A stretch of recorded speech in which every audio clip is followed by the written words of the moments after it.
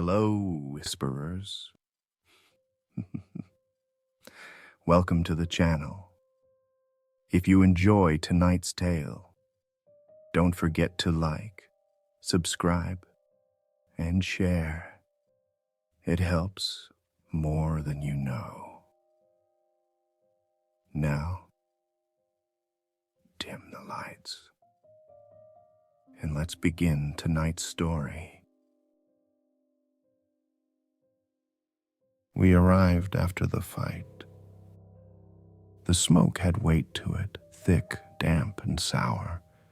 No dogs, no voices, not even wind, just the hiss of fires dying out between cracked walls. Orders were simple: disposal. Bag what we could, burn what we couldn't.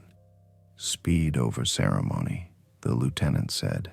He kept saying it, like repetition could make it routine. 6 of us, no patches, fire-retardant gloves, diesel cans, magnesium sticks, and face shields clipped to helmets. The medic carried a Geiger counter, though no one could tell us why. It chirped once when he turned it on, then stayed quiet. We started stacking the bodies in the street. Soldiers, civilians, uniforms half melted into skin. The rain had turned dirt to gray paste that clung to boots and hands. You stopped thinking about who they were after the second or third one. Pull metal, I told Reyes. No surprises in the pit. He nodded and kept his eyes low. Good kid. Obedient to the end. The first pile went up fast. Diesel spread quick when you shovel it instead of pouring. The flare caught and the heat slapped my armor. The smoke wasn't right, greenish at the edges. The medic muttered, "Smells sweet," like he hated his own observation. Something in the pile flexed. A leg, maybe nerves, maybe not. Nobody spoke. We just kept working. By the third pile, my gloves were slick with ash and fuel. The next body we lifted was soft, like it hadn't stiffened yet. I felt warmth through the uniform. I told myself it was the sun. The lieutenant moved between us. Radio pressed to his ear. Static. Then a broken voice. The only clear words were, "Maintain burn order." He nodded to no one. When the third pile burned, a head rolled free of the stack. Its eyes were half open. They glistened. I thought it was oil until the pupil shrank at the flare's light. Reyes saw it too. "Sir, keep working," the lieutenant cut him off. We worked. That night, Reyes and I drew first watch beside the smoldering pits. Ash drifted like snow. The fires glowed dull red through the haze. "Think anyone's left alive?" Reyes asked. "In this village?" "No." He nodded, stared at the smoke. "Then why does it smell like sugar?" "Diesel," I lied. The nearest pile shifted, a low crack, like logs settling, then a sound beneath it, air pushing through thick fluid, breathing. Ash broke open, a blackened hand reached out, knuckles fused, fingers splitting as it flexed. I froze. Reyes whispered, "Jesus," and started to raise his rifle. "Don't," I said. Fuel everywhere. The hand grabbed the edge of the pit. A face followed, skin cracked, lips burned away, eyes wet and alive. It inhaled, slow and deep. The lieutenant appeared behind us, yanked a flare and threw it. The pit erupted. The thing burned but didn't scream. It moved, it tried to stand, then the legs folded and it dropped. We stared until it stopped moving. That's when I noticed the footprints leading away from the ash pit and into the dark. Animals, the lieutenant said. We finish at first light. I nodded, because that's what you do when you don't know what else to believe. Morning light made the village uglier. Everything gray, everything still. The medic's counter clicked once when we walked past the first pit, then died mid-sound. The ash had hardened into a thin shell. My boot cracked through, and a rainbow film spread across the puddle beneath, like oil on water. Animals dragged some off, Ortiz said. Reyes crouched by the pit. Then why do the prints go uphill? He was right. Bare feet, half melted, skin flaking. The trail climbed toward the school. Stay sharp, the lieutenant said. We finished the job. We hauled the remaining bodies into the yard behind the school. The chain-link fence was bent inward. The swing set still moved, slow, squeaking like breath through teeth. The smell was worse than before, sweet rot layered over burnt rubber. The medic's Geiger counter began its soft, steady chirp again. Background's climbing, he said. Could be heat shimmer messing with it. Or maybe it's picking them up, Reyes muttered. The lieutenant ignored him. Accelerant ready. The flare caught fast. The smoke went straight up, then twisted. Fire breathes in pulses, but this wasn't wind. It was rhythm, like something underneath was pulling air in and out. Jesus, Reyes whispered. It's moving. It was. The whole pile rose in a slow wave. 2 torsos peeled apart and then pressed together again. The heat should have shredded tissue, but it held, gluey and wet. Add fuel, the lieutenant said. We shoveled diesel. The flames flared white, but the movement under them didn't stop. It only grew sharper, faster. Then something stood up. It stepped clear of the pyre, glowing red through cracks in its skin. One eye gone, the other wide and wet. Engage. We fired. Headshots worked. Center mass didn't. They staggered and kept coming, jerky, unbalanced. All hunger and nerve memory. 10 of them, maybe. Enough. The sound of rounds slapping wet flesh filled the yard. Fire clung to their backs. When one fell into the fence, it rattled so hard the whole thing sang. The fight lasted less than a minute, but my heart didn't believe it. When the last one dropped, the air rang empty. The medic wiped his gloves. They were cold yesterday, he said. Cold. No one replied. The lieutenant radioed command. Field Unit Bravo requesting extraction. Confirm reanimation. Situation compromised. Static. Then a clipped male voice. Negative evac. Continue burn order. Maintain perimeter. That's it? Reyes asked. The lieutenant stared at the handset. That's it. We moved through the town methodically after that. Storefronts, alleys, the church. Anything that looked human went on the pile. You stop asking if they're infected or just unlucky. It's easier that way.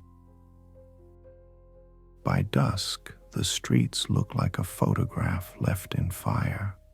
The church bell had melted half its rim, frozen mid-swing. I could still see faces in the waxy puddles near the walls, eyes open, mouths sealed with ash. Reyes leaned against the fuel truck, shaking. "They weren't attacking," he said. "They were just walking." "They were walking at us," Ortiz said. "No," Reyes said softly. "At the fire." The lieutenant checked his rifle, not looking up. "That's why we stay lit until dawn." We set perimeter around the truck. The air buzzed faintly, static in our headsets, though none of us were transmitting. The medic tapped the counter again. No sound now. The battery light was dead. When darkness settled, the smoke rolled back like fog, slow and heavy, glowing orange underneath. Somewhere out there, a metal door creaked open and closed once. Reyes whispered, "They're still moving, aren't they?" No one answered. Then the radio hissed, short, sharp. The same command voice. "Continue burn order. Maintain perimeter." Only this time it wasn't distant. It sounded like it came from right behind us.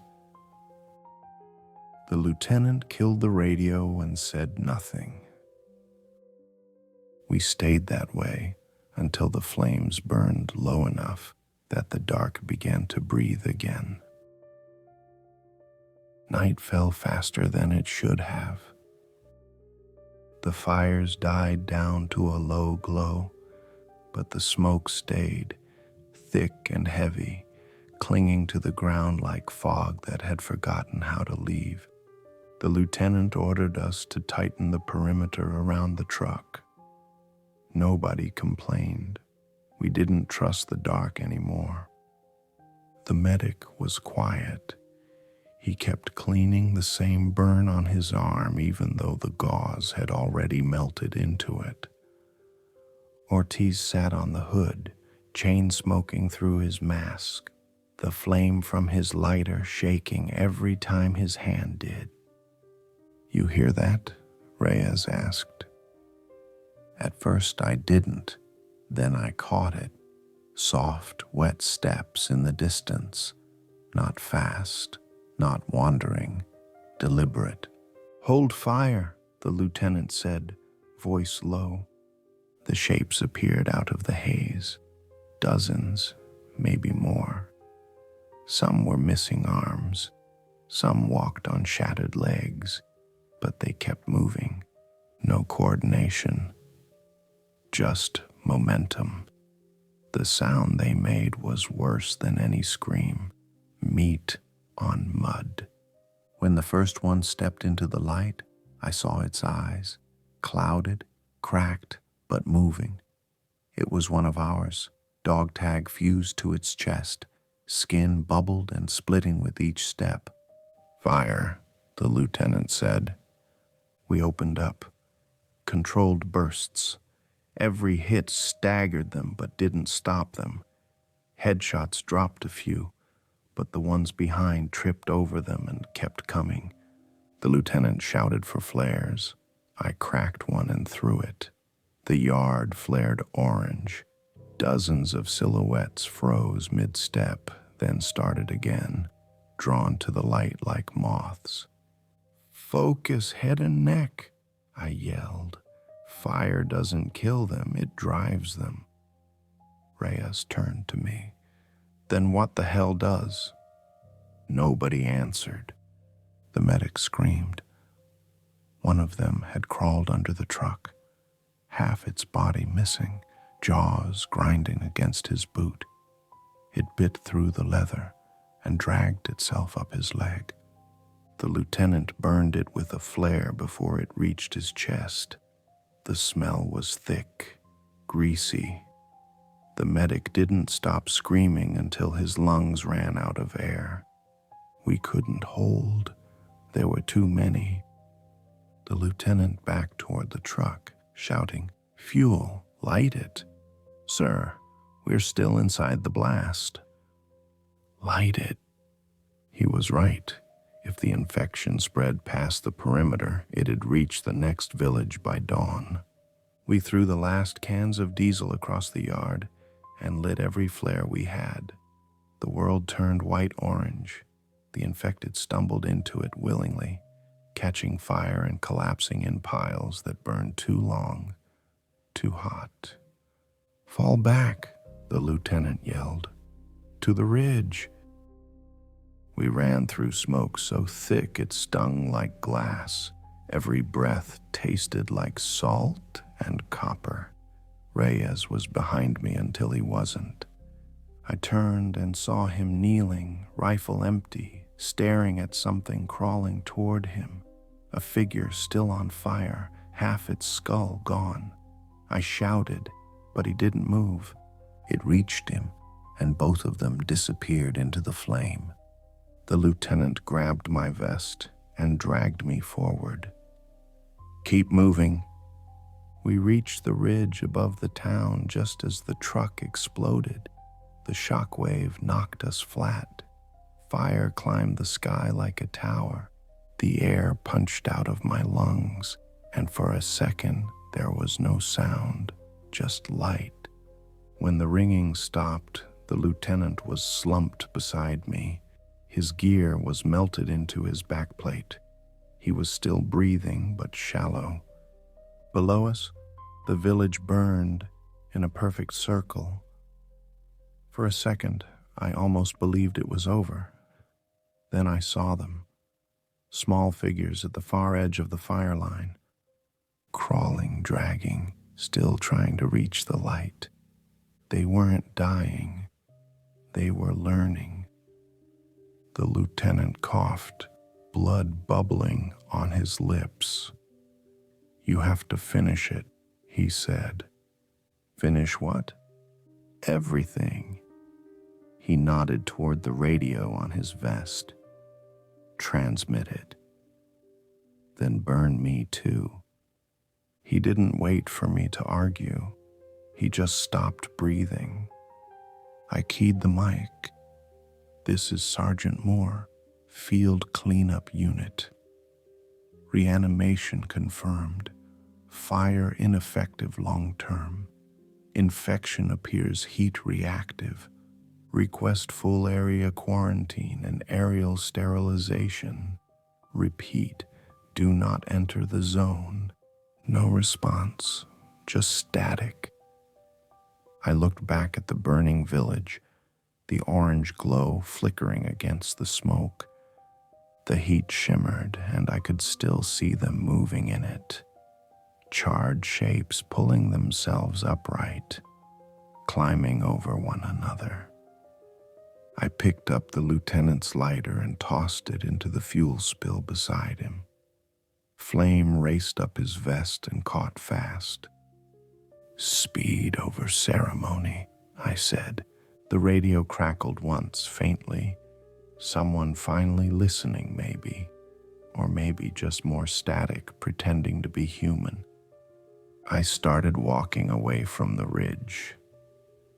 The air behind me glowed red, the fire spreading into the forest. Half a mile out, I looked back one last time. The smoke column bent, curling upward in slow pulses, like something breathing. I kept walking, and I didn't look back again.